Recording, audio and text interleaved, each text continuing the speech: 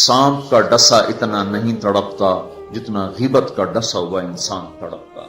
फिर सांप में इतना जहर नहीं होता जितना इस गंदी जबान में जहर होता है। शेर का पंजा इतना नहीं फाड़ता जितना ये 2.5 इंच की जबान गोश्त को चीर फाड़ के रख देती है। पेट्रोल और गैस की आग से वो आग नहीं भड़कती जो इस छोटी सी जबान से आग भड़कती है। शहरों के शहर जल रहे हैं और उसके पीछे बात क्या है? गीबत, गीबत, गंदा बोल, गंदा बोल। हाँ, अगर घरों को जन्नत बनाना है गीबत छोड़ दो। धुन रे धुनिए अपनी धुन, पराई धुनी का पाप न पुन, तेरी रोई में 4 बिनोले, सबसे पहले उनको चुन। क्या मतलब? औरों की बुराइयां ना देखो, अपनी बुराइयां देखते रहो, देखते रहो।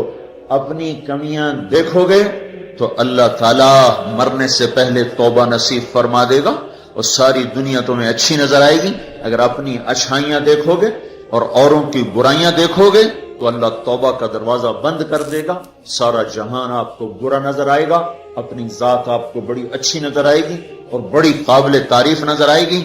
और इसके साथ फिर तकब्बुर पैदा होता है और तकब्बुर में मरने वाला जन्नत की हवा भी नहीं सूंघ सकता। पहले उजब आता। उजब क्या है? मैं बड़ा अच्छा हूं, मैं बड़ा अच्छा हूं, ये उजब है। मैं बड़ा अच्छा हूं सिर्फ इस हद तक, मैं बहुत अच्छी हूं, मैं तो बहुत अच्छी हूं, मैं तो बहुत अच्छा हूं, ये उजब।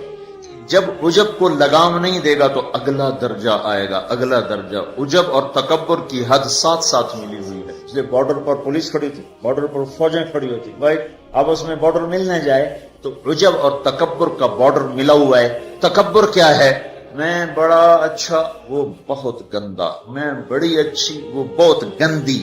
अपनी अच्छाई के साथ जब अगले की नफरत पैदा हो जाए, अगले की हकारत पैदा हो जाए, उसका छोटा होना दिल में उतर जाए तो फिर ये तकब्बुर है, तकब्बुर।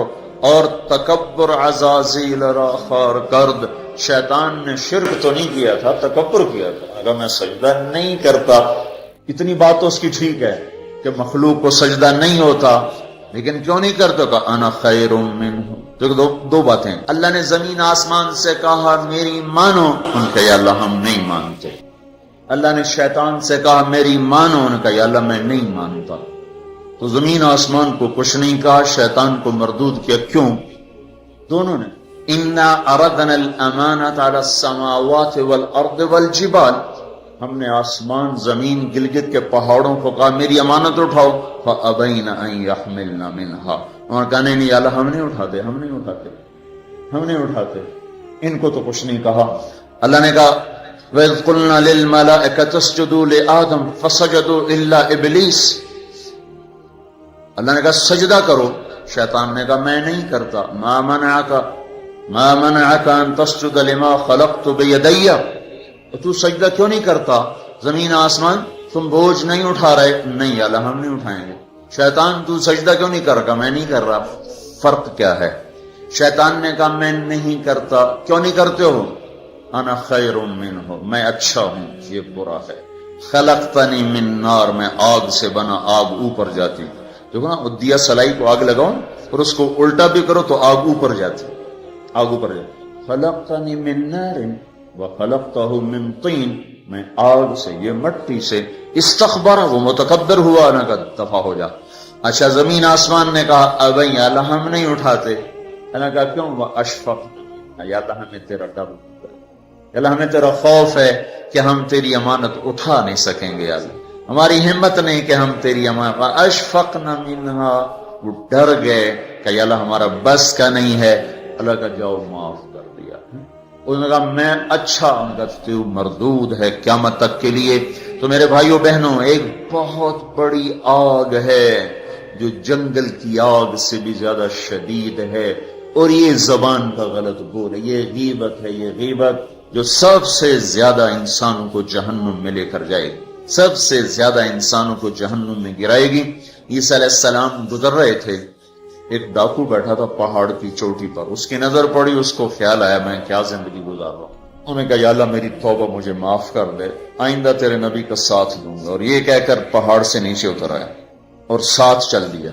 एक आदमी ईसा अलैहिस्सलाम के साथियों में से, उसने पीछे मुड़ के देखा तो वो डाकू تو جو نیک لوگ ہوتے ہیں نا، نیک لوگ، ان کے لاشعور میں اپنا اچھا ہونا اترا ہوتا، ہم بڑے اچھے ہیں. یہ چیز بہت بڑا سبب ہے دین سے دور لوگوں کے اور دور ہو جانے کا. جنید جمشید گلوکار ہے، گانا گانے والا، اب ماشاءاللہ توبہ کر لی ہے، مجھ سے بڑی داڑھی ہے، مجھ سے بڑی پگڑی باندھتا ہے. 6 سال ہم اس کے پیچھے پھرتے رہے. جب اللہ نے اس کو توبہ کی توفیق دے دی تو اس نے مجھ سے کہا، میں صرف اس وجہ سے ان راہوں پہ چلا کہ تم نے مجھے حقیر نہیں سمجھا اور نفرت کا اظہار نہیں کیا، اور دوسرا کبھی فتویٰ نہیں سنایا کہ تو حرام کھاتا ہے. حرام ہی تو کھا رہا ہے، یہ ہم نے کبھی منہ سے نہیں کہا تو حرام کرتا ہے، حرام کھاتا ہے. سنتے رہے سنتے رہے سنتے رہے، چلتے رہے چلتے رہے. 6 سال کے بعد خود ہی توبہ کر لی، 3 چلے بھی لگا دیے اور داڑھی بھی رکھ لی اور چلے بھی لگ گئے اور کتنے حج ہو گئے.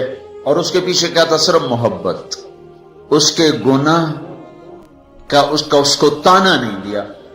تو یہ جو تانا دینا ہوتا ہے یہ اور لوگوں کو دین سے دور کرتا. تو اس آدمی نے عیسیٰ علیہ السلام کے ساتھی نے یوں دیکھا اور بڑی حقارت سے کہا، ہاں بڑے آئے ہیں جو نیک لوگ ہوتے ہیں، نیک پاک عورت، پردے دار عورت. کوئی آ گئی ایسی بیچاری تھوڑی سی اعمال میں ڈھیلی تو اس کو بڑی ایسے نفرت کی نظر سے دیکھتی، آپ بڑی نیک حاجن بنتی، اس کو ایسی نظر سے دیکھتی. یہی حال یہ پکے نمازیوں کا ہے، یہ ایسے دیکھتے ہیں کہ جیسے پتہ نہیں اگلا دین سے ہی نکل گیا ہے. تو اس نے یوں دیکھا، تو اللہ تعالیٰ نے فوراً جبریل کو بھیجا، کہا میرے روح عیسیٰ تیرے پیچھے 2 آدمی آ رہے ہیں، ایک تیرا ساتھی ہے، ایک ڈاکو اور چور و چکا ہے. ڈاکو سے کہو تیری توبہ پر تیرے پچھلے سارے معاف، تو نئے سرے سے عمل کر. اور اپنے ساتھی سے کہو تیری نفرت کرنے پر تیری ساری نیکیاں برباد، تو بھی نئے سرے سے اب نیکیاں، تیرا سب ختم. تو ٹھیکیدار ہے میرے بندے کو حقیر سمجھنے کا. تو میرے بھائیوں اور بہنوں، ہمارے گھروں میں آگ ہے، آگ، اور وہ آگ چولہے کی آگ سے تیز ہے، پیٹرول گیس کی آگ سے تیز ہے، اور وہ غیبت کی بھڑکائی ہوئی آگ ہے. یہ وہ آگ ہے جو زبان نے بھڑکائی ہے، اس کو پانی سے نہیں بجھایا جا سکتا. تمہارا گلگت کا خوبصورت بہتا ہوا دریا یہ سارے کا سارا روک کر گلگت کے اوپر ڈال دیا جائے تو بھی یہ آگ ٹھنڈی نہیں ہو سکتی. اس آگ کو ٹھنڈا کرنے کا اللہ تعالیٰ ہی نے کہا ہے طریقہ، جو بتایا کہ لا یغتب بعضکم بعضا، بند کر لو زبانیں، غیبت مت کرو. لا تجسسوا، ہمارے نبی نے کہا کسی کی ٹو نہ لگاؤ، کیا کرتی ہے کیا کرتا ہے. لا تحسسوا، لا تجسسوا. تحسس کیا ہے؟ خود پیچھے پھرنا. اور تجسس کیا ہے؟ کسی کو پیچھے لگ جاؤ دیکھو کیا. جیسے پولیس ہی نہیں، حکومت والے CID لگاتے ہیں نا، CID، یہ تجسس ہے. تجسس جاسوس، اسی سے جاسوس ہے. تجسس سے جاسوس. اور وہ رپورٹ لکھتے ہیں، وہ الٹی لکھیں سیدھی لکھیں، اسی پہ فیصلے ہوتے ہیں. تو میرے نبی نے کہا کسی کی ٹو نہ لگاؤ، کسی کی برائیاں نہ دیکھو، برائیوں پہ پردے ڈالو، اچھائیوں کو اچھالو، تو اللہ تمہیں سیدھا جنت کی راہوں پر لے جائے. تو جہنم وہ ہے جو اس میں مسلمان مرد عورتوں کو ڈالا جائے گا جو نافرمانی کرتے، نماز چھوڑتے مر گئے، سود کھاتے مر گئے، حرام کھاتے مر گئے، رشوت لیتے مر گئے، نماز چھوڑتے مر گئے، روزہ چھوڑتے. ایک اور بتا دوں، یہ گناہ تو عام ہیں. بہنوں کو حق نہیں دیا اور اس کے ساتھ مر گئے. بہنوں کا حق ہے نا باپ کی جائیداد میں، ماں کی جائیداد میں. اگر باپ نے 3 روپے چھوڑے ہیں، ایک بھائی 2 بہنیں ہیں، 2 روپے ایک بھائی کو ملے اور آدھا ان کو ملے گا، تو کیا ہوا بھائی؟ ادھر کیا ہوتا ہے؟ سارا حق بھائی دبا کے بیٹھ جاتا. سارا حق بھائی نے دبایا، اور بھائی کیا ہوا؟ کہا جی ہمارا رواج کوئی نہیں. اچھا، قرآن تو کہتا ہے للذکر مثل حظ الانثیین، 2 بیٹیوں کے برابر ایک بیٹے کا حصہ ہے. 1 روپیہ بیٹی کو ملا، 2 روپے بیٹے کو ملے، 8 آنے بیٹی کو ملے، 1 روپیہ بیٹے کو ملے گا. پر اللہ تبارک و تعالیٰ نے عورت کا حق پہلے بتایا، مرد کا حق بعد میں بتایا. للذکر مثل حظ الانثیین، للذکر مثل حظ الانثیین. اور یہاں ساری گلگت کی وادی بہنوں کا حق کھا جاتی ہے، اور کوئی کہتا بھی نہیں کہ حرام ہو گیا. تو رشوت کھائے تو کہتے رشوت کھاتا ہے، کوئی سود کھائے کہتے بڑا مجرم ہے سود کھاتا ہے، کوئی ڈاکہ ڈالے تو کہتے بڑا ظالم ہے ڈاکے مارتا ہے. سارے گلگت والوں نے بہنوں کے حق پہ ڈاکہ مارا، نہ کوئی مقدمہ ہوا، نہ کوئی فریاد ہوئی، نہ کسی نے ہائے کی. اور کسی بہن نے کچھ مانگ بھی لیا تو الٹا اسے پہ چڑھائی ہو گئی. بہنوں کا حق کھاتا ہوا مر گیا، جنت کی ہوا بھی نہیں لگی. ماں کا حق کھا لیا، خامد مر گیا، اللہ نے ماں کا حق رکھا ہے. اولاد ہے تو 8واں حصہ ماں کا ہے، اولاد کوئی نہیں 4تھا حصہ ماں کا ہے. باپ مر جاتا ہے، مائیں بیچاری فقیر بن کے بچوں سے خیرات مانگتی ہیں، حالانکہ اللہ نے خامد کے حق میں سے 1/8 ماں کا حق رکھا تھا، کوئی نہیں دیتا. ماؤں کا حق ہڑپ، بہنوں کا حق ہڑپ، اور پھر اس کے ساتھ یہ احساس بھی نہیں ہے کہ میں مجرم ہوں، میں نے ظلم کیا ہے، یہ احساس ختم ہو گیا ہے. تو بھائیوں میرے بہنوں، اللہ نے جہنم کو بنایا ہے نافرمان مسلمان مرد عورت کے لیے. اگر توبہ نہ کی تو اس میں جانا ضرور ہے. جو ہے نا آخری آدمی ہے جو نکالا جائے، جب وہ نکالا جائے گا تو اللہ تعالیٰ کہیں گے اس کو نکالو، ایک آدمی دوزخ میں اس کو نکالو. تو وہ جبریل آ کر کہیں گے بھی اس کو نکالو. تو دوزخ کا فرشتہ مالک کہے گا کہ دوزخ نے ایک کروٹ بدلی ہے، اس میں ہر چیز کو اس نے الٹا پلٹا کے پھینک دیا ہے، مجھے سمجھ میں نہیں آ رہا وہ کہاں پڑا ہوا ہے. تو جبریل کہیں گے یا اللہ وہ مالک کو پتہ نہیں چل رہا وہ کہاں پڑا ہوا ہے. تو اللہ تعالیٰ کہیں گے جاؤ فلاں پتھر کے نیچے دبا پڑا ہے. میں نے پتھر بتایا تھا نا، پتھر کیا ہوتا ہے، پتھر کیا ہوتا ہے جس کے نیچے پہاڑ بھی پگھل کے پانی بن جائیں گے. اللہ تعالیٰ کہیں گے فلاں دوزخ کے کونے میں پتھر کے نیچے ہے. تو جبریل بھی اندر جائے گا اور وہ مالک بھی اندر جائے گا. وہ پتھر کو اٹھائیں گے تو نیچے منہ کے بل گرا پڑا ہوگا اور اس کے اوپر آگ ہی آگ ہوگی، اور وہ زبان سے کہہ رہا ہوگا یا حنان یا منان. ایک دفعہ جبریل آئے گا یا رسول اللہ آپ کو دوزخ کے سنوں کا سنیں کہ جہیم میں حاویہ میں منافق ہیں، جہیم میں مشرک ہیں، سقر میں صابی ہیں مجوس ہیں، اور سعیر میں مجوس ہیں، لظہ میں یہود ہیں، حطمہ میں عیسائی ہیں. اور کہہ کر جبریل چپ ہو گئے. تو آپ نے کہا اور کیا؟ کہ جی آپ سے شرم